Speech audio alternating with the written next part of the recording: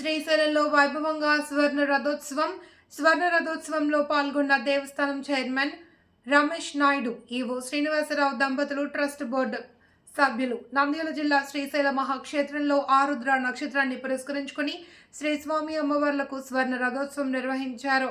ఆరుద్రోత్సవంలో భాగంగా వేకువజామున స్వామివారికి మహాన్యాసపూర్వక ఏకాదశ రుద్రాభిషేకం, అన్నాభిషేకం, విశేష పూజలు అనంతరం స్వర్ణ రథోత్సవం జరిపించబడింది. ఈ స్వర్ణ రథోత్సవంలో ముందుగా దేశం శాంతి సౌభాగ్యాలతో వెలసిల్లాలి అని, అతివృష్టి అనావృష్టి నివారించబడాలి అని, ప్రకృతి వైపర్యాలు సంభవించకుండా సకాలంలో తగినంత వర్షాలు కురిసి దేశం పాడి పంటలతో తులతూగాలి అని, జనులందరూ ఆయురారోగ్యాలతో కలిగి వారి అకాల మరణాలు రాకుండా ఉండాలి అని, దేశంలో అగ్ని ప్రమాదాలు, వాహన ప్రమాదాలు మొదలైనవి జరగకుండా ప్రజలందరూ సుఖశాంతితో ఉండాలి అని లోక కళ్యాణాన్ని ఆకాంక్షిస్తూ సంకల్పాన్ని పఠించారు.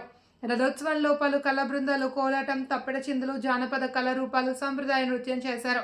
స్వర్ణ రథోత్సవ కార్యక్రమంలో ధర్మకర్తల మండలి అధ్యక్షులు పోతుగుంట రమేష్ నాయుడు, కార్యనిర్వహణాధికారి ఎం శ్రీనివాసరావు, ధర్మకర్తలి మండలి సభ్యులు, అర్చక స్వాములు, దేవస్థానం సిబ్బంది, పెద్ద ఎత్తున భక్తులు పాల్గొన్నారు.